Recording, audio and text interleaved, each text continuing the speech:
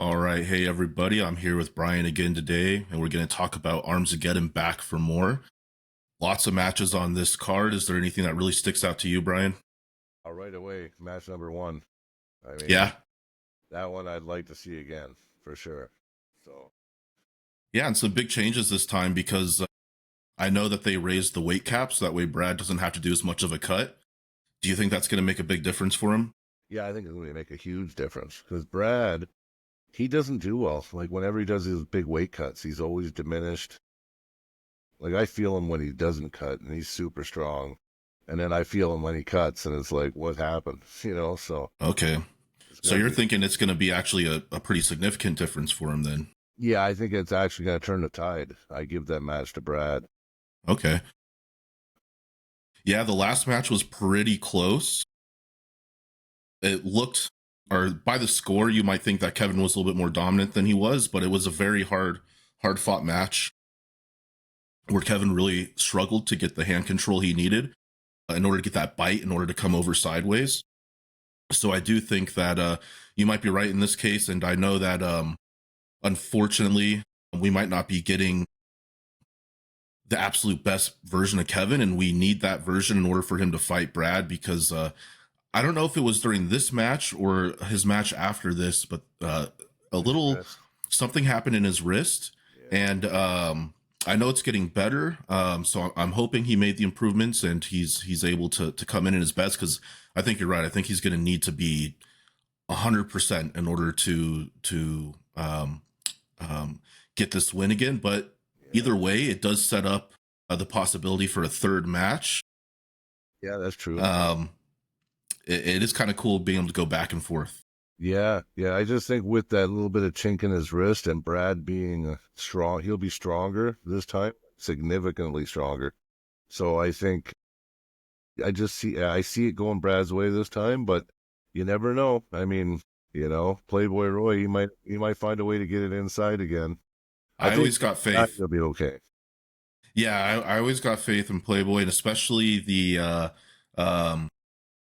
if we have a really energetic venue, he's the type of person who really powers up and amps up if the crowd gets behind him. Yeah. So definitely this one is one of the ones to watch. And it's unfortunate that it has to go first because of Kevin commentating, but it's definitely going to be, like you said, one of the better ones on the card. I think so. Yeah, I think so. Up next, we have Tomas and Nick. I know a little bit just from seeing him at Armsageddon last year, and he, even though he's going to be giving up a little bit of weight, he pulls underweight for his weight class. Yes. I think Tomas looks really good. Yeah, he's strong. He's really strong inside. Nick, if he's going to beat Tomas, he's going to have to really focus on getting the hand and staying high. Yeah, staying really high in the setup. So, yeah, I'm really proud of all the progress that Nick is making. So I think this will be a good way for him to show off and see if he's able to kind of get up. Because I think Armsageddon last year, Tomas definitely had a little bit of an edge on him when they were after pulling, if I remember correct. Yeah. So this will be really good. And I'm glad we're doing this today, because yesterday, Nick, he podiumed. Yeah, seen that. I seen that. Yeah, he podiumed at IFA Nationals. So the North American champions. Yeah. Pretty exciting stuff. And I think he even pulled amateur and open. So and I think he podiumed in both. So that's a lot of pulling. That's impressive. Yeah. So in this matchup, if I remember right, Tomas, he's not an inside guy, right? He's a outside puller. Tomas is pretty. He's kind of a hook guy. Yeah. He doesn't really go outside too much. He's got a short lever. He's a very small person. Like he has a hard time making the weight class usually.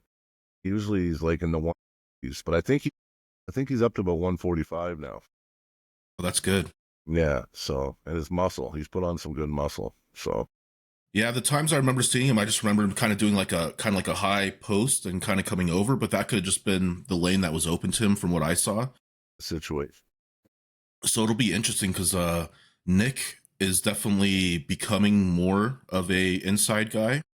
So this could be a really good battle, because I think when you have inside pullers, there's a little bit more margin there for it to be a war. The strength difference can be a little bit more different than outside pullers, and then you can just really get stuck in it, and then it becomes a match of like attrition, you know? Yeah, yeah, and I can see that with these two, and I think, Nick might have a little bit of an advantage because he's been more active. Tomas been more just in training, and he hasn't been competing as much. So Yeah, I'm definitely, for me personally, I am definitely giving it to Nick. I mean, I'm always going to bet on my training partners, but I think that Nick's really made huge, like really impressive progress. And, I get to pull with him all the time, so I can really feel the differences in his hand, especially. So I'll be really, looking to see if how Tomas does with Nick's hand, because I think that's a really big improvement he's made. Yeah, I'm curious about this. It might be another banger match, actually. I think it could be a really good one. Honestly, I look at this card and its entirety, and I think that there's a lot of really good matchups on this. Yeah, I'm agreeing with you totally. It's actually really well put together, these matches. Yeah, I really think so. That's why, kind of like people were saying, having those preempt, like the first show, you're kind of putting feelers out there to understand where people's levels are at and whatever. And now we're kind of seeing the fruits of those results, if you want to put it that way. Yeah. Now, this next match, I think, poses a couple problems here. So, Luke versus Austin. I was able to find some footage of Austin. I didn't know him firsthand, but I saw him pulling against Zack quite a few times. And I saw him take Zack's hand a couple times, and that impresses me a lot. Luke is a very defensive puller. He wants to hit, catch, and absorb in like an outside open top roll. So for me, as much as I want to give it to Luke, I just seeing Austin being able to take Zack's hand makes me think that he's gonna have to, or he has the edge in this matchup for sure. Yeah, this one here, I'm leaning towards Austin totally because I know Austin. He's a teammate of mine. His hand is really good. Another thing is not a lot of people, he's actually newer to the sport. He's been pulling for about a year and a half, but he's been fully dedicated, and he practices like 2-3 times a week with Zack, right? They're really good friends. So, and the last time I gripped up with Austin, it's been a while now, his hand was pretty impressive for his weight, so. Yeah. And he's a very patient puller too. Like he won't rush it. Luke's got his hands full for sure. I'm telling you. That was the impression I got from my perspective. I think round one will be completely telling, because I think if in round one Luke is able to get that stop without losing his hand, like if he gets the stop here and not here, and then he's able to slow it down, then maybe Luke loses the first 2 rounds and then can come back, because he is kind of known for that. That's kind of his style. But like you were saying, I think very highly of Zack, and seeing that Austin was able to get his hand was, because I think that's the only time I've seen at any of these events Zack lose his hand. So that just impresses me a lot. Yeah, it's pretty impressive, and he takes a lot of guys' hands. So yeah, he's good, and he needs this too. So this will be good for Austin, because if he does come in and pull this off, he'll just put his name on the map, and people will get to know him a lot. Oh yeah, I agree. This next matchup, I really struggled to find anything on Nick. As a matter of fact, I couldn't find anything at all. So I wasn't sure if you've seen him or heard of him. He's the only one on this whole list that I don't know. Yeah, I think I might be mistaken on this, but I'm pretty sure, just from what I was able to just kind of research a little bit, he's one of these Idaho guys that are coming in a lot. And, that team seems to be, whatever they're doing seems to be just creating a bunch of monsters out there. Yeah. So I don't want to count them out. But again, Jeron's another guy that, I've seen him a couple times now. And I know if he gets in his lane on that inside lane, then he's got a shot with most guys in his weight class. So I'm curious to see how Nick pulls, if he's an inside guy, if he's an outside guy. whether he must be newer, and that's my biggest concern. Because I know that, at this point, Jeron's, he's experienced enough that I don't think he's going to get bamboozled or tricked in the setup or anything. He has a lot. Yeah. So if Nick's a newer guy, then I think Jeron can take advantage of that. But my big thing on Nick is if I am correct and he is one of these Idaho guys, then like some of these guys have 2 years of experience, and like Groot, and he's beating Jake Houston. So I don't necessarily know how much that means, him being new. 2 years though, but when you live, eat, breathe arm wrestling, right? Like 2 years be like 10 years. You know what I mean? You're right about that. I know Groot. I mean, I follow him now, and I know he's pretty committed, dedicated. Yeah, very. Yeah. So, if you it just goes to show if you put everything into something you love, you can get a lot out of it, right? Oh, I believe so. I think there's people who like they come in, they go to table practice, 1, 2, 3 times a month, and they don't do anything outside of that. And then then there's the people who consistently are working towards an actual goal and aren't like, I want to be here, I want to get there.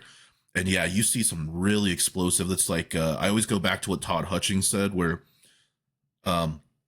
if you put 3 solid years of like dedicated work into arm wrestling, you should generally know if you have the ability to go places or not. Like you should already be beating people that they're saying that you shouldn't be, Yeah, exactly. So I think, yeah, this Idaho group seems to have, I don't know if it's the way they train or if there's so many motivated guys there that they're all just like getting each other excited, and so they're just working really hard. But well, I've heard that they train like monsters, and you know what? After now pulling one of them and losing, their endurance, his endurance was very impressive. Like he didn't feel fatigue. He wasn't fatiguing, and I went from being stronger to gradually just becoming weaker. So like if he's anything like Brennan Till, he's probably got good endurance, because it seems like those boys really train, like they train hard, and yeah, that's one I'm gonna want to get back. I'm gonna get a win or 2 under my belt. Absolutely. Sorry. No, you're good. You're good. And it's the last match on this card, and we'll get to it. But Brennan's big brother David is pulling in this card, so we get to see how that goes as well. The 5th match, Zack versus Andrew. Yeah, good match. This is going to be, it's really hard for me to call this one because I think they're both good in the setup. I think they both have really good hands.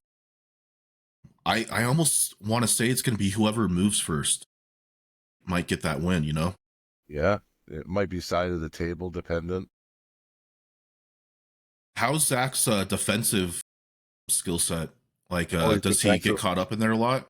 No, it's you know what, Zack is probably one of the best well-rounded pullers in our club. Like, that he took a loss to Garrett, right? But I mean, that was just a pure, like, Garrett was just so much stronger. You know what I mean?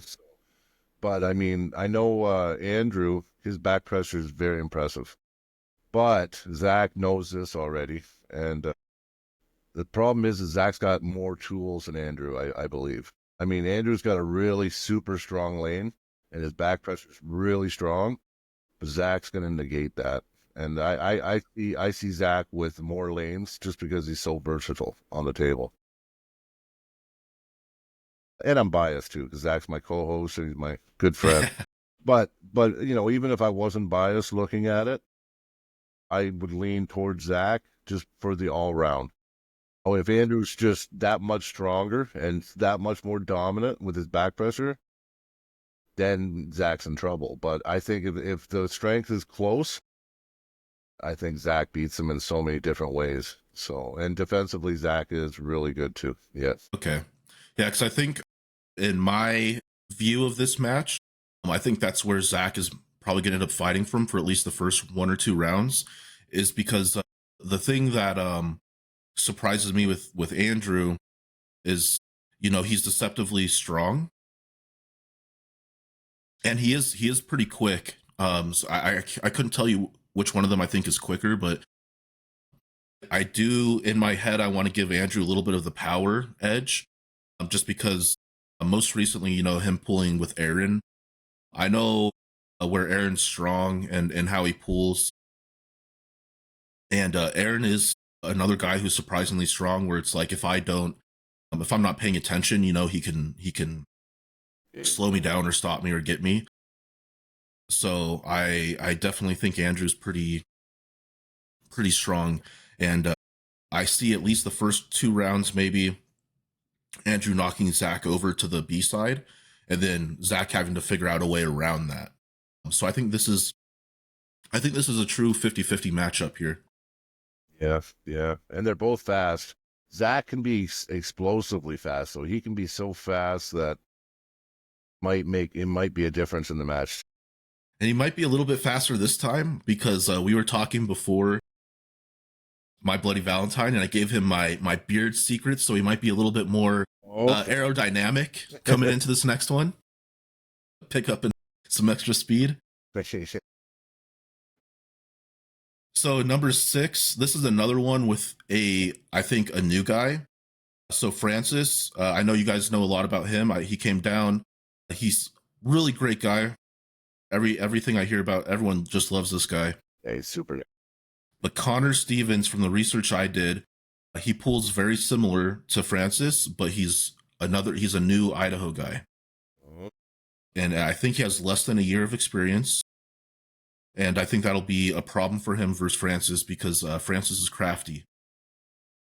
Francis is good. I started helping train Francis when he first got into the sport. I was there the first day he came to practice.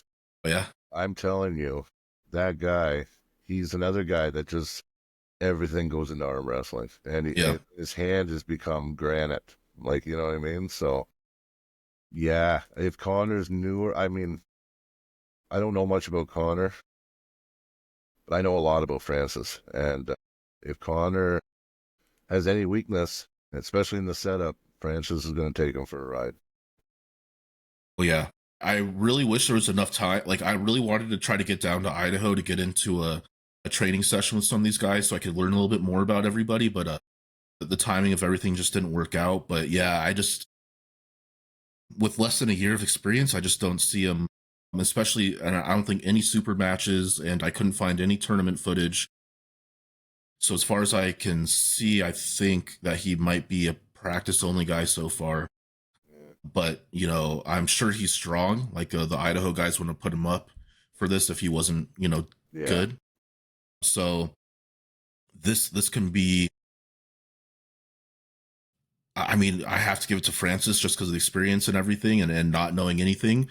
Yeah. But if this guy's coming in and he hasn't had super matches specifically or a lot of tournament experience, the setup can be very surprising versus how unless they're doing really good solid setups in practice there, you could come in feeling like you have the strongest arm ever and then you just lose everything in the setup. So number 7 for me is very exciting just because I'm always interested in Jared's matches. Gavin Lee. If this is the Gavin Lee who I think it is, it's another Idaho guy. And I know he's filling in for Miles, which kills me because I know Miles and Jared would have been a crazy match. But I'm sorry to say, for my research, Gavin, I appreciate you stepping up for this, but Jared is a lot. This is the Gavin I found in Idaho, another new guy, and it's just there's just no way. I don't see there being any chance, and that's not to take anything away from Gavin. Again, I don't know you, but if you're new, you're just not gonna beat Jared. It's just that simple.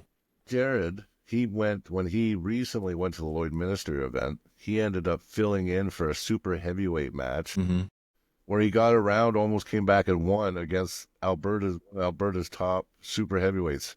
So, Jared is a very skilled, he's not the most powerful guy, but you would never know it because he's so technical.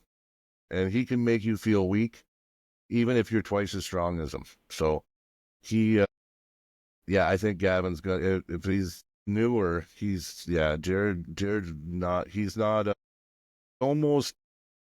I would say he's on the upper echelon of like where he'd be almost elite. You know, for his strength, Jared's one of those guys that will really fool you. Like he'll make you feel like you're weak. You know. Yeah. And he does it to me sometimes. Like I know how to pull Jared. So when I really want to show him who's the man, I'll pin him. But he's really crafty and he's Mhm. really good defensively. And it's like, unless you're explosive and so much stronger than Jared, you don't have a chance. So Yeah. that's just my opinion. He's my son-in-law too, but Right. Yeah. again, it's bias. But it's not bias though. That's actually honest though, right? Like No, I know anything. firsthand. I know firsthand. Yeah. Yeah, I think, I wish Jared was able to get out and compete more because I think um, a lot of people don't give him the credit he deserves. So hopefully, well, I know his life's about to change pretty big time here, but yeah, more people need to start understanding his level because, again, I appreciate Gavin Lee coming in, stepping in for Miles, but Miles was the level needed, Yeah. to really see what Jared has. I agree. Dakota and Deklan. That might be a good match. So when I was first shouting this out, just because generally I just the way that Dakota pulled Dalton, I felt like I kind of had a good idea of his level. And then seeing kind of how he did with Miles, I kind of thought that I had a pretty good idea of his level. Deklan, Gosh, yeah. I don't know what this guy's made of, but every time he comes to practice, he's so much stronger to the point this last 2 weekends ago, in order to give him a good match, I either had to use a strap or he had a dad move me. And before, if we were in a hook, I could fight him and give him a good match and everything. But now, hook, top roll, anything, this Right. guy is so connected. You just feel like there's no chink anywhere. His hand, his wrist, his lock. I just don't know. Like, and I'm not trying to overhype him. It's just he really does impress me this much. Like every single practice, he gets so much stronger. It's very shocking and very surprising. And it's just one of those things. It's like when you work your ass off, and then you get confronted with that genetic barrier. Yeah, And so I've you're run just into those guys, believe me. yeah. So I'm really, but again, Deklan doesn't have the experience anywhere near. Like he has 3 or 4 tournaments and no super matches. And all the tournaments were relatively small, like 7 guys in the field. Yeah. So the setup is where I feel like Dakota really has to put a lot of his cards. Yeah. Yeah, but that's one thing about Deklan is he's extremely fast. Extremely fast. Oh, well, that helps him then. I mean, I've seen guys that have been like that, where they've come into, I've had personal encounters with guys that come into practice, and when you're slow pulling with them, they are just nails. Like that you can't, but it feels like I'm not going to be able to beat this guy. But then I get the same guy in a tournament, and for some reason I blast him to the pad. I don't know if that's going to be the case, but the one thing Dakota is working on is his strength, because now losing to Miles, losing to Lee Germain, Yeah. and pointed out that Dakota's technique is not going to get him all the wins, right? So he's improving his side pressure. He's going to be working on that this year coming up, but he is very technical in the setup, and he's good with ready goes, and he's good at taking away. Depending on Deklan, if Deklan pulls anything like the other guy, what was the other guy's name again? Dalton. Dalton. If he pulls anything like Dalton, this could be a match. Like it could be good for Dakota. Declan's a move, like if he's not just trying to get a workout with you, and it's like a ready go, it's an explosive top roll. And last year in Miles City, he went to one practice. Like he had like 3 or 4 months where he didn't come at all. He came to one practice, and then he went to Miles City and he pinned Clifton Erickson right-handed. Oh, wow. That's pretty good. Yeah, yeah, yeah. And Well, yeah, now I will say Clifton, because he was new and he didn't take him, like he was doing like a loose setup, like he was just gonna just do like a sideways fast hit and just pin him. took him lightly. Yeah, he took him lightly, but you know, still it's Still missed. Clifton. Yeah. So I think, you know, I won't take I won't say that Dakota has no chance, but I really think he has to focus on doing as much work as he can in the setup to have a chance of fighting against Deklan, because Declan's turning in, like, now that he's been consistently practicing, I don't even know. I couldn't even tell you his level because he's that far up ahead of me now. Yeah. It's just crazy. Well, yeah. Well, I'm rooting for Dakota. Yeah, you know, I want to see Dakota have success because, you know, he's just a great dude, and I love talking to him and stuff. But I really didn't expect Declan to progress as much as he has, you know. Which, you know, goes into the next match with Dalton and Jeremy. Yeah, Jeremy. What do you have on Jeremy? Oh, Jeremy's a beast. You know, like he actually, because of his work in that, he's struggled going to events the last year and a half. So I think as of recently though, he's been pulling more. And when Jeremy's on, he's super strong. Like really, really strong. And if he's on form to where I know Jeremy can be, I think he's going to be too much for Dalton. This is a left-handed match, I believe, right? Yeah, and Yeah. Jeremy's he does both arms, but his left is his best arm. So Okay.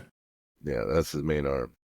Yeah, because he was another guy that I was just looking and looking and looking, and I could only find one tournament match, and then a bunch of practice footage. He did an event in Montana. Oh, did he? He did. He went down with Tyson Hall the year before we came down. I think Was he at States? I don't know which one they went to. I think it was Montana State. Then I'll have to go back and look because I don't remember. What weight does he pull in the 220? He was probably the 220, 220, 225, whatever the class is. Huh. We must have not gotten Matt. I'll have to go back and look at that thing because if that was one that Ty was at, because I remember pulling. He was with that was the one where Ty got injured by Clifton. Yeah. Yeah. So I was in that one. I don't think me and him ever pooled, but I'll have to go back and double check because Ty was the only person who beat me. So I don't think me and Jeremy pooled at all. But yeah, that's like one of the only things I had to measure is I saw a bunch of practice footage of him and Ty. Yeah. And it looked like Ty was pretty dominant. Ty's pretty dominant. Was pretty dominant with most people.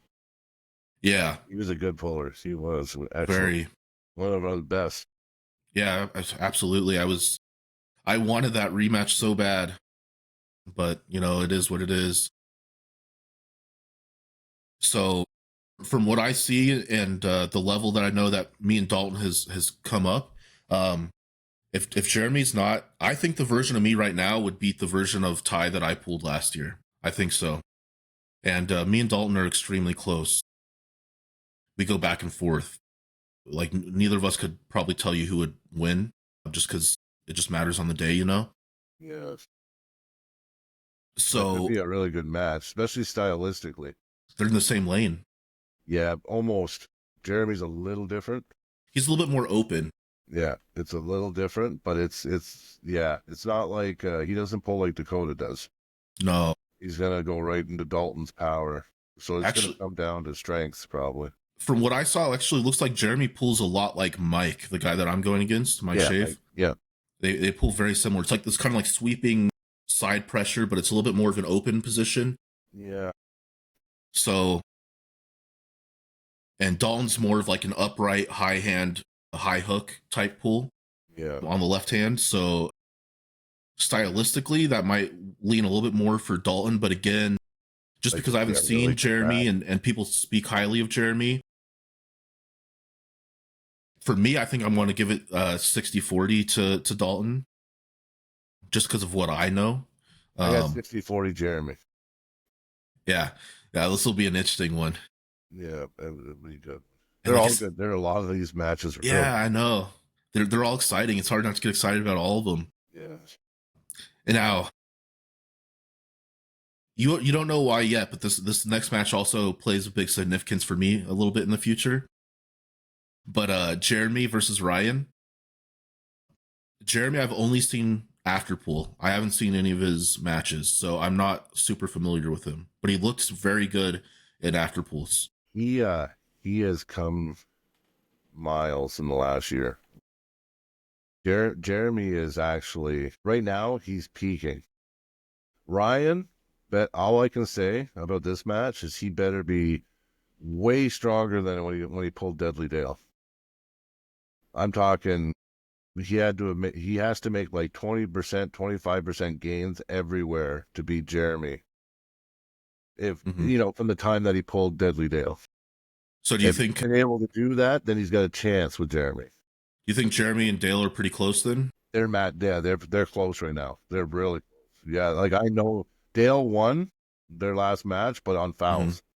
And they had a burner. Jeremy and Dale had a burner their last match. So Jeremy's level is Deadly Dale's level. So. Yeah, and I know I felt Dale a little bit in the Afterpools, and I know he's he's good. He's very good. Who did Dale pull Ryan at Armsageddon, or did he? Yes. Who did he? Okay. No, he pulled Ryan at Garage Wars. Garage Wars, that's right. Yes, but it wasn't even. No, yeah, I remember now. I remember. Who did Dale pull at Armsageddon? He pulled Niles Anderson. Niles, I know, man. Yeah, and he got the win. Yeah, Niles trains with Todd Hutchings. Yeah, Niles is good. Yeah, and Niles wants that rematch bad with Dale. So that tells you how good Dale is. And Dale beat Niles 3-0. Yeah. And Niles beat Joe Fear, remember? Yeah. Yes, I do. I do remember. That's why I was saying he's very good. Very good. Deadly Dale is he's pretty good. He's my training partner. I'm going to his house after this too. So we got PR day today. Yeah, that's going to be a tall task. Ryan and I started at the same time, and I think, or around the same time frame. And I think my first tournament was maybe his second, where we matched up. And we kind of went back and forth over the years. So yeah, this is going to be cool to see if he can match up with someone because again, I saw Jeremy at Armsageddon Afterpools last year, and some people that I hold in high regards, he was just kind of holding them and stuff, and I was like, okay, yeah, he's pretty good. But another thing is with Jeremy too, he's in Afterpools in practice, he's really good at going 60%. Yeah, that's how we train, right? We train that. So even Dakota's been people are like, hey, you're a sandbagger, It's because it's not that we're sandbagging. We just only put 60-70% when we pull, right? If it's not for real, and that's how we've been trained. Yeah, that's kind of my same philosophy. Whereas I a little bit higher. I feel like if I'm in we're pulling and practicing, if I start getting up to 80%, then I just kind of let off or let go. But yeah, ideally, one of the biggest mistakes you make as a new guy is just feeling like you have to be in there and just grinding your elbow down to nothing every single practice. Counterproductive. All right, so the next match, myself versus Mike. Yeah, good match. I actually think this is gonna be really close. I do. I think it can go back and forth. I think Mike has the potential to surprise me. Maybe I'm not fully engaged yet, and he just hits me over before I'm ready. I'm giving Mike the edge against you on speed. Yeah, for sure. Yeah, definitely on speed. I think you guys are close, but I think you're gonna have to watch for Mike's speed. He can be really fast.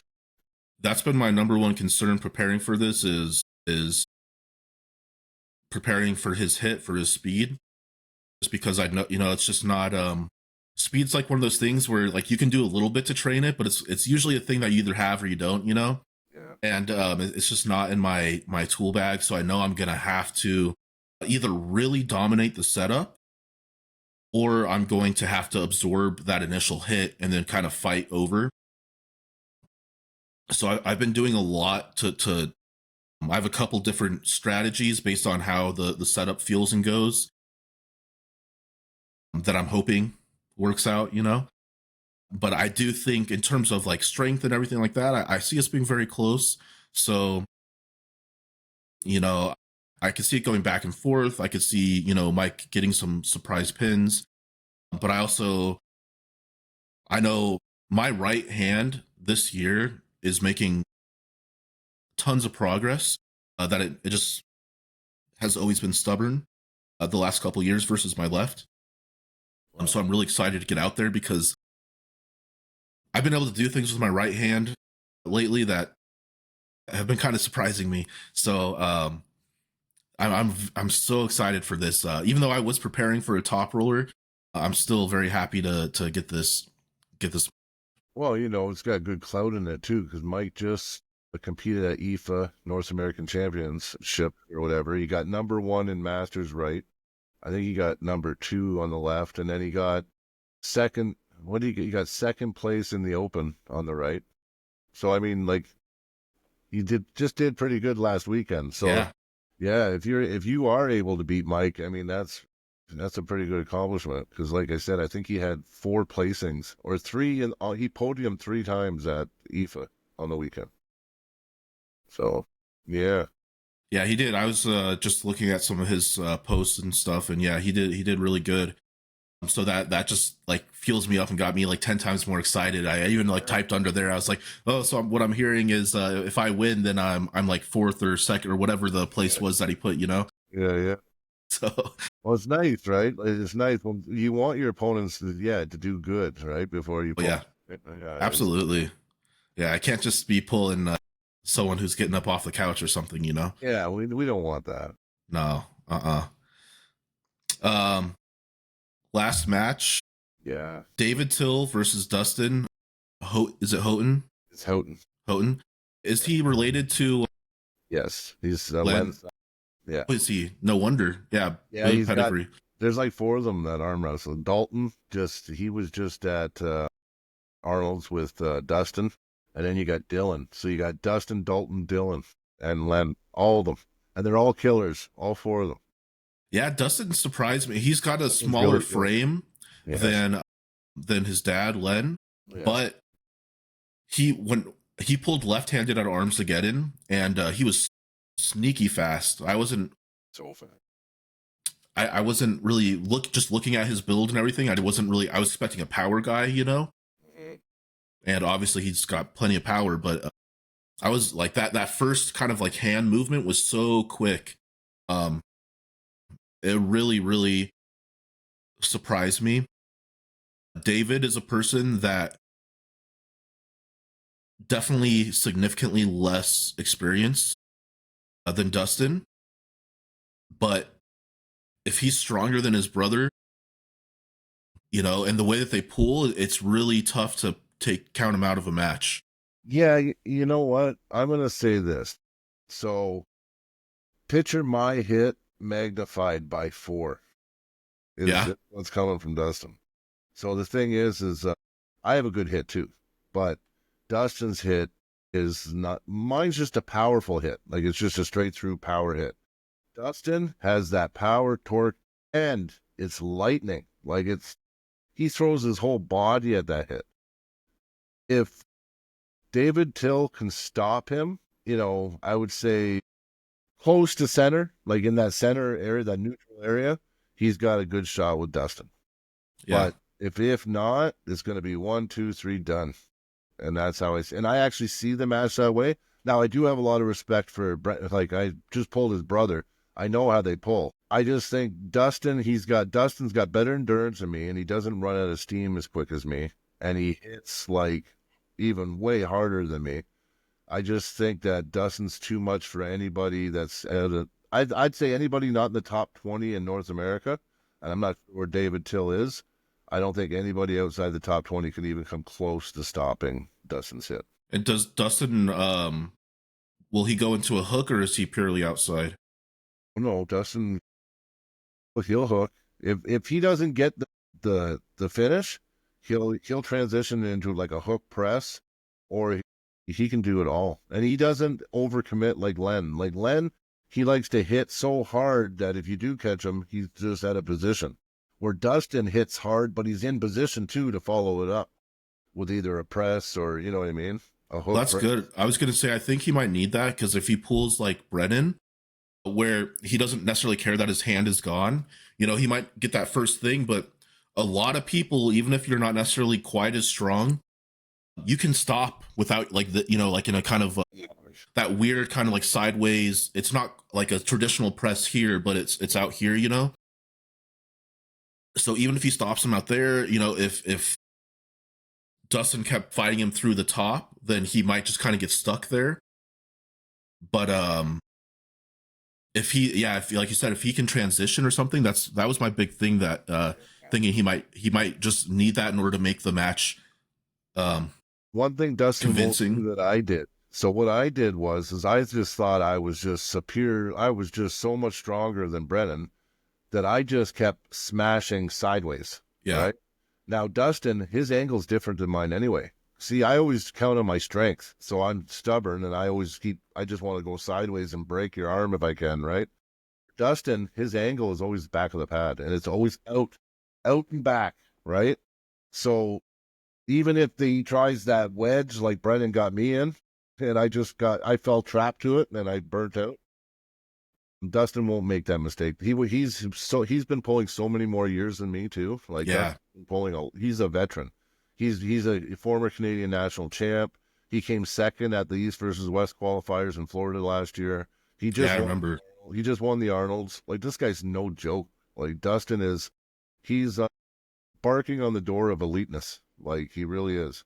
So if David Hill can pull this off, that will be wow. Yeah. All I can say. I know. That's why I'm like, he's the big brother. So I don't know if he's, you know, that doesn't always mean he's stronger, but yeah, I know he got his brother into it, and he's the one who kind of like pushes Brennan to compete and stuff like that.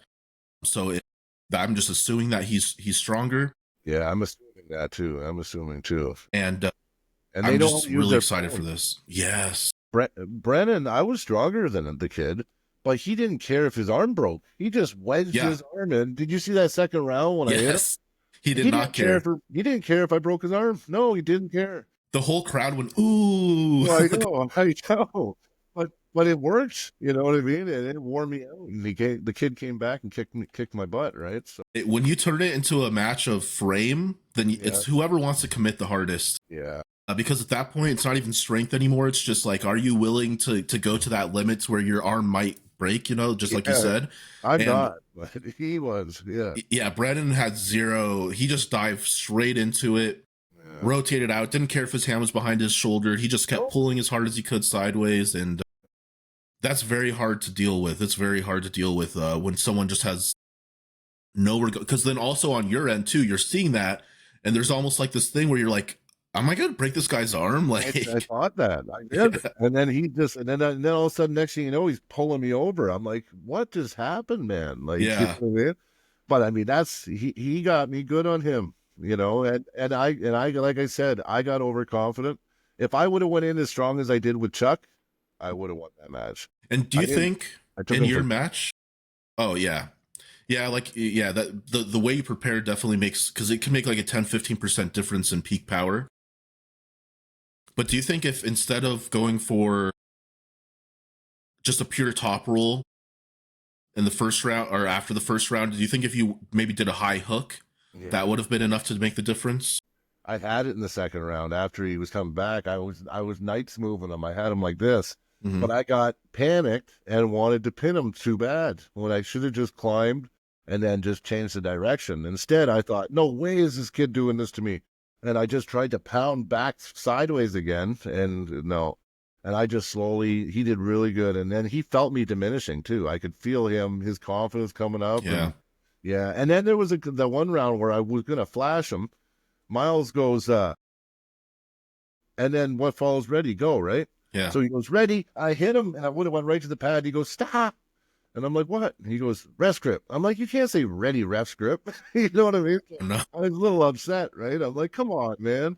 Then the elbow foul, I don't know. I was like, really? I was in that position for 10 seconds, and then, you know, you called it an elbow foul. What, was it just boring because I was holding him? Like, so I had some, but that's always, you know, hindsight, right? You always look back and say, well, you know what, this, that. I mean, ultimately, I beat myself in the second round because I tried to just power through him.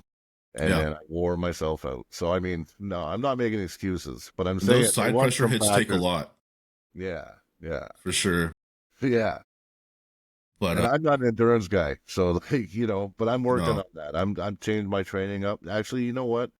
I'm really happy actually I lost that match because now I've changed my training. It's another weakness of mine that I have to address is my endurance. So it's all good, right? It's all part of the growth, right? So I'd say so.